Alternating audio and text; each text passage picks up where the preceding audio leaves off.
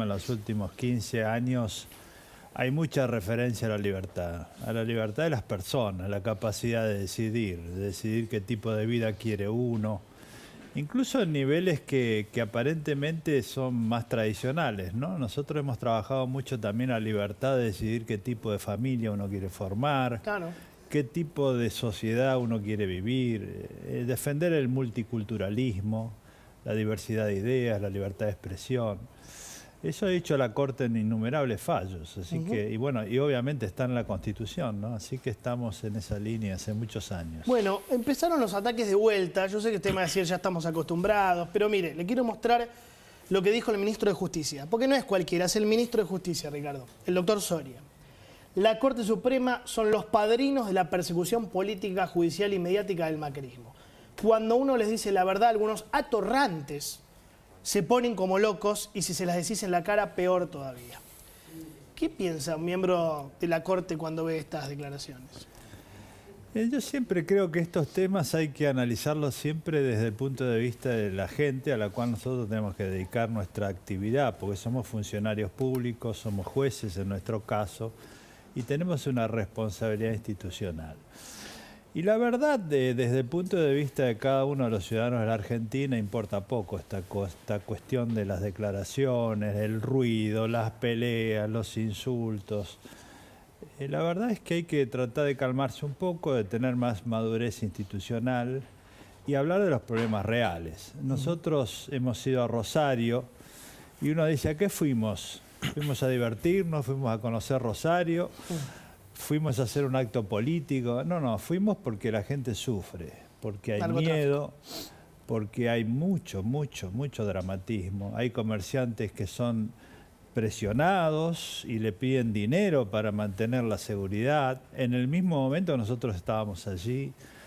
Hay familias que querían enviar sus hijos a la escuela y los amenazaban, ¿no? Porque va a haber atentados, porque está este acto. Hay jueces amenazados. Hay jueces amenazados. Hay palabras que los argentinos nunca hemos escuchado, como sicarios. Sí.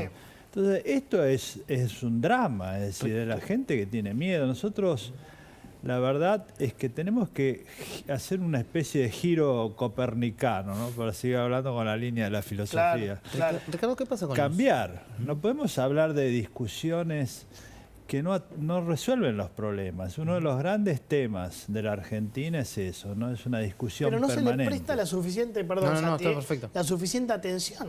Es como que es preferible hablar de la internita y no hablar de un tema de fondo como es el avance del narcotráfico. Para nosotros es el tema. Es el tema. Por eso nosotros dijimos en ese acto, la Corte Suprema hace muchos años, 2009, dictamos una sentencia y dijimos hay que hacer políticas de Estado. Bueno, no se hicieron. La consecuencia de no hacerlo no es una discusión banal, es que pasaron más de una década y ahí hubo muertes, asesinatos, aparecieron los sicarios, los secuestros extorsivos, el miedo en la sociedad, vivir con miedo. O sea, hace 10 años eso no existía. Entonces, si hubiéramos sido prudentes, maduros institucionalmente, y en lugar de discutir todo el tiempo, insultarnos, amenazarnos, nos hubiéramos dedicado todos a hacer una práctica que a lo mejor no es tan llamativa, no es tan altisonante, pero sí es eficaz. Trabajar en un problema concreto. Y trabajar en un problema concreto es solucionarlo. Es decir, esto no hay nadie que lo pueda arreglar solo. Ricardo, hay un diagnóstico claro. Obviamente es muy difícil tomar acción si no se sabe bien el diagnóstico. Nosotros tuvimos de invitada a María Eugenia Vidal y a Bernie y los dos dijeron cosas contrarias respecto al narcotráfico. Alguno dijo derribé búnkers, el otro dijo no derribó búnkers, esto venía cayendo, el otro dice venía subiendo. Digo, ¿está claro lo que pasa con el narcotráfico? Pese a que todos sabemos que hay sicarios, que está creciendo, que en Rosario sobre todo es un centro importante, digo, pero en números, digamos, ¿el diagnóstico está claro? Sí, está muy claro. No hay nadie que discute el diagnóstico. Y la verdad es que en la Argentina casi todos los problemas tenemos una enfermedad de diagnóstico, tenemos sobrediagnosticado. El problema es que no hay soluciones. Acción. Okay. ¿Por qué no hay solución? Nosotros lo que hemos intentado decir es hay que estudiar por qué fracasamos, no por qué tenemos éxito, porque éxito no tenemos. ¿Por qué fracasamos como sociedad o institucionalmente para resolver estos problemas que son complejos? Bueno, hay todos mecanismos electorales que implican siempre dar beneficios para ganar elecciones. Nadie promete costos y gana elecciones. Entonces, todos los grandes problemas complejos requieren costos, decisiones duras. Entonces, nadie las toma. Entonces, por eso lo que decimos es hay que sacarlo de la agenda electoral. Varios temas, entre ellos el narcotráfico. Primer punto, porque si no, es todo una hoguera de vanidades o de fotografías o de actos intrascendentes, que es lo que sufre la población. Dice, ¿Y qué hay que bueno, hacer? Vamos ahí, después ¿qué pasa? No pasa nada. Arribamos al búnker, terminó. Claro, Chao. entonces, segundo concepto, tenemos que trabajar en conjunto, porque si no, nadie puede solucionarlo solo y todos los niveles dicen, yo no puedo. Por ejemplo, el intendente dice, yo no puedo, quiero ir al barrio, pero el problema es más grande, es de la provincia. El gobernador dice, bueno, yo no puedo porque el problema es más grande, es de la nación. La nación dice es internacional. Los jueces decimos, no, es de la policía de los jueces. No puede funcionar así. Entonces, lo que nosotros hemos propuesto para este y otros temas es un trabajo de política de Estado, que no significa crear, gastar dinero, sino trabajar en conjunto todos los días. ¿Por qué? Porque el narcotráfico se soluciona, pero se soluciona con una política multicausal, integral. Nosotros tenemos que decir, bueno, esto lo dijimos en el 2009. Primero, hay que tener una política social, hay que ir al barrio. Nosotros lo hicimos acá, no estamos hablando de cosas que no conocemos. Hicimos reuniones en la Corte donde estaban los obispos, los curas del barrio, las asociaciones del barrio, llamamos a los intendentes. Bueno, a ver, se institucionaliza, porque si no uno detiene a un narco y después vuelve otro. Claro. Hay una, déjame preguntarte algo vinculado a eso que yo no termino de entender algo. La Corte Suprema es la punta de la pirámide jurídica, está por encima de toda la justicia. ¿Por qué ustedes tienen que terminar interviniendo en un tema como el narcotráfico cuando hay infinidad de instancias anteriores? Vos recién decías porque falla el intendente, falla el gobernador. Ahora, la falla más importante, ¿dónde está? Porque toda la justicia ordinaria que está bajo de ustedes no lo resuelve, falta que la fiscalía... Pero no ese es el problema. Nosotros, la Corte es la última instancia cuando hay un juicio. Claro. Pero acá no hablamos de juicio, estamos hablando de una política de Estado. Es decir, ¿cómo se soluciona? En realidad debería haber menos juicios. Claro. ¿Por qué decimos eso? Lo primero es lo social, institucionalizar. Lo segundo es el control represivo, que tiene dos partes. Una es que la policía esté más presente para que la gente esté tranquila, los vea, da una tranquilidad. Sí, claro. Y lo segundo es que esa policía tiene que tener inteligencia, es decir, trabajar con sistemas más sofisticados, que son los drones, los mapas digitales, las comunicaciones. Ir a buscar la oferta. Exactamente. Y además desarticular la economía del delito, porque en todos estos delitos siempre se los hace porque se gana dinero. Claro. Entonces hay que trabajar en el lavado de dinero. Fíjense, ahora hubo un caso que llegó a un país extranjero con un barco que sale de Santa Tremendo. Fe. Entonces el tema es, a ver, controlemos la aduana, controlemos los puertos. Es decir, todo eso requiere una integralidad, un lugar donde todos se junten, compartan la información y actúen de manera conjunta. Ahora, si lo que hacemos es pelearnos todos los días y discutir, Ahora, eso no funciona. No es por pelear, Ricardo, es muy interesante escucharlo. ¿Suma que desde una intendencia, un lugar del Estado, se diga consumí un poquito? ¿Sabe lo que le estoy... El tema del consumo responsable. Estoy hablando de lo que pasó con Morón concretamente, que una intendencia decía consuma un poquito, despacito para ver qué le pasa al cuerpo. Cocaína, no estamos hablando de marihuana. Por supuesto que nos suma, porque lo que ocurre es que todos hablan y no hay un contexto claro de cuál es el mensaje. Por eso decimos política de Estado. No puede ser que todo el mundo diga cosas distintas. Cada uno va a tirar. La población necesita políticas claras, por el que todos digamos lo mismo. El país va para allá, la política de Estado va para allá y el narcotráfico se lo combate de esta manera. Claro. Cada uno tirando. No puede ser que no haya un acuerdo mínimo. Claro.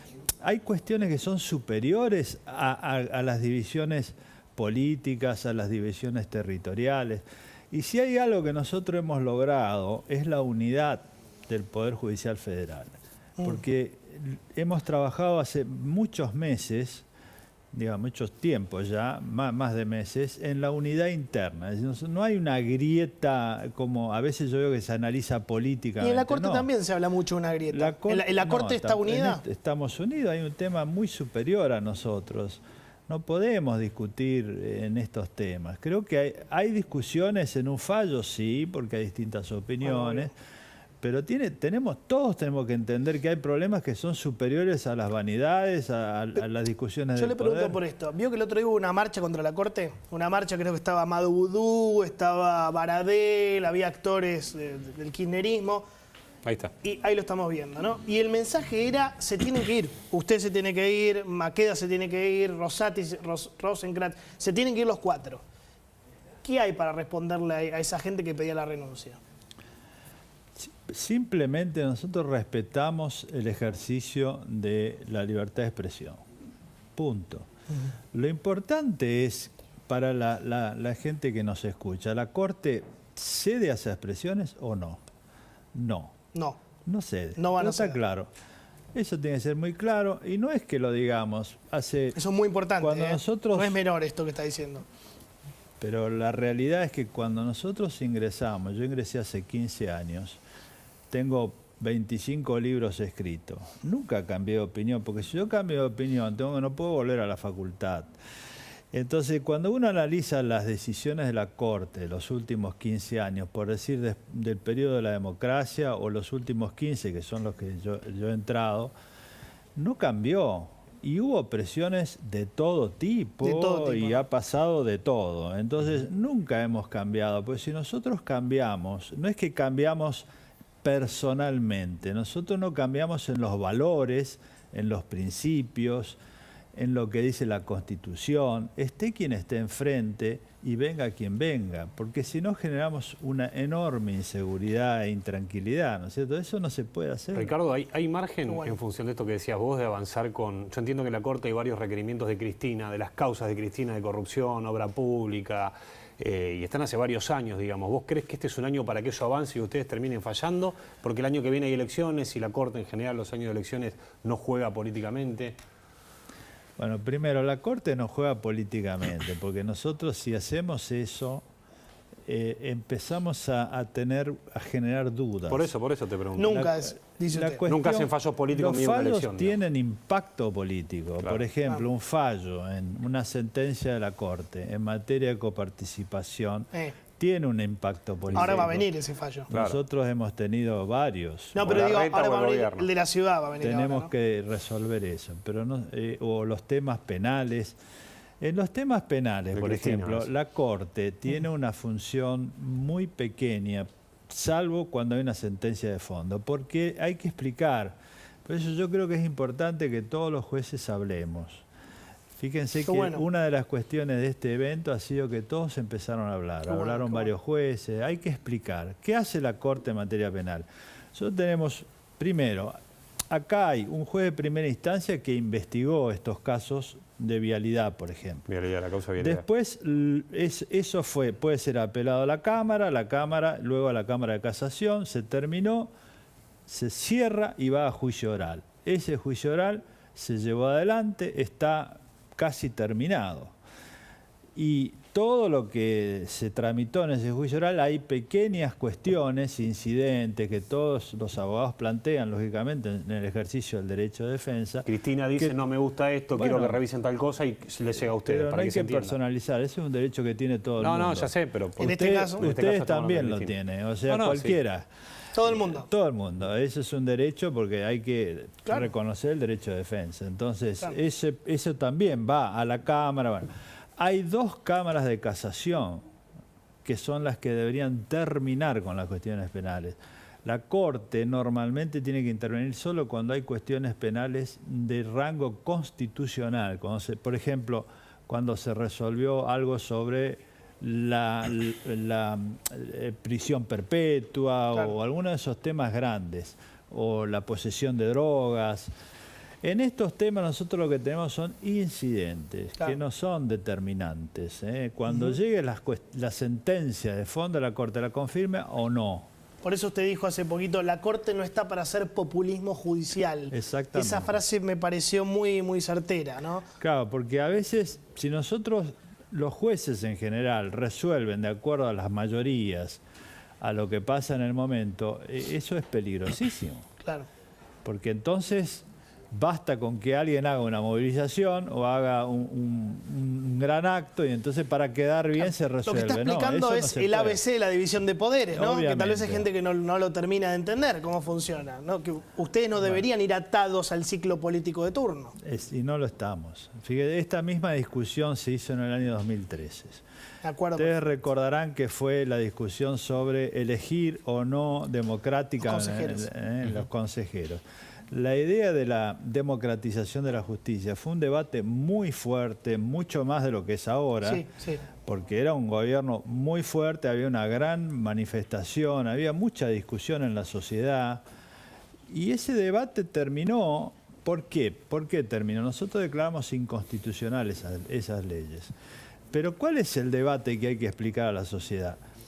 Es legítimo en nuestro sistema que haya democracia y las elecciones. Por lo que decías recién, acá no hay nadie que sea dueño de nada. La gente, el pueblo, cada uno de los ciudadanos tiene su derecho a elegir un presidente o los diputados o los senadores.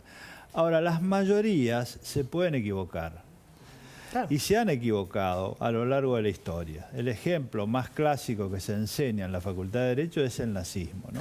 Una mayoría que aprueba el holocausto, una mayoría que aprueba la persecución, dan fuerza, pero una mayoría que aprueba la discriminación. Contrabalance entonces, para eso hace falta un poder contramayoritario que proteja a las minorías, la libertad, la propiedad, los derechos sociales, los jubilados. Usted está explicando, perdón Lucas, el ABC, la división de poderes. Bueno, pero que hay que explicarlo. Que hay gente que no lo entiende, gente muy importante en este país, que no lo quiere entender. Bueno, no lo quiere entender. No le gusta. No le gusta. Yo sé que... Pero hay que explicar, hay que explicar. Muy bien, Yo creo mucho en esto. Nosotros tenemos que hablar más, explicar, porque...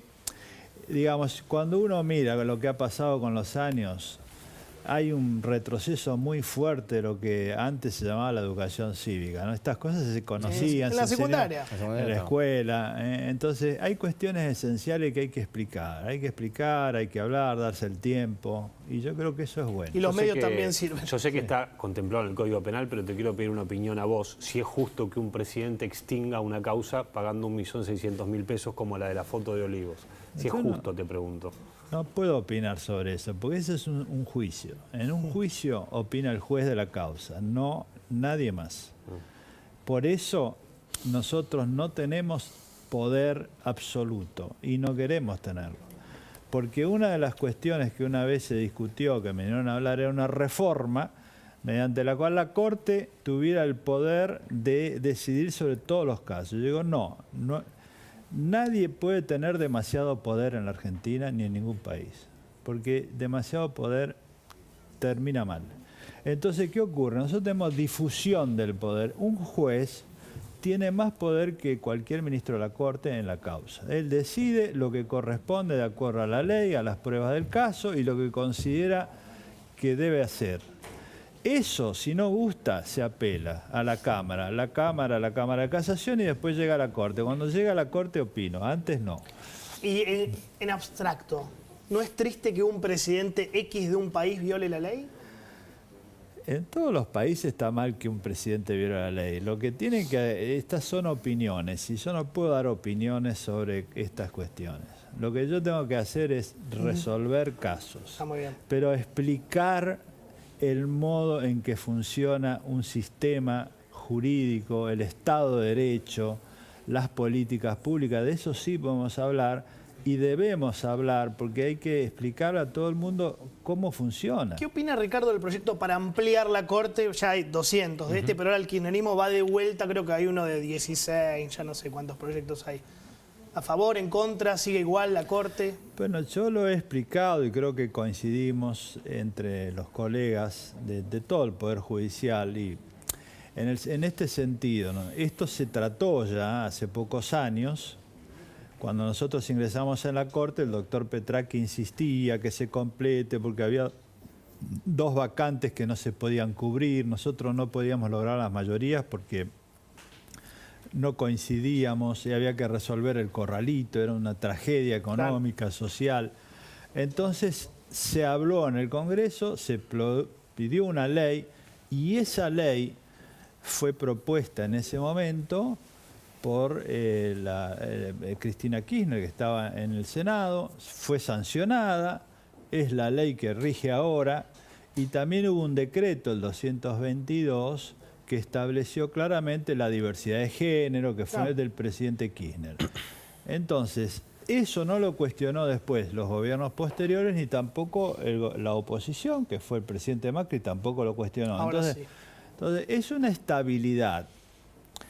Bueno, ¿hay que completar los cargos? Sí, hay que completarlos. ¿Se puede discutir? Sí, todo es discutible. Ahora, lo que necesita nuestro pueblo en la Argentina es tranquilidad y estabilidad. Porque si nosotros vivimos todo el tiempo en turbulencia, nadie puede planificar nada. Me tengo que ir. Otro día hablamos de medio ambiente, me quedaron 250 preguntas. Ustedes son entendidos en ese tema. Gracias, Ricardo. Gracias. Me tengo que ir al pase con el señor Leuco. Un placer. Me gusta que los miembros de la Corte, los jueces vengan, pongan la cara, hablen, que venga, hay que hablar. Que venga Maqueda, que venga Rosenkrantz, que venga Rosati.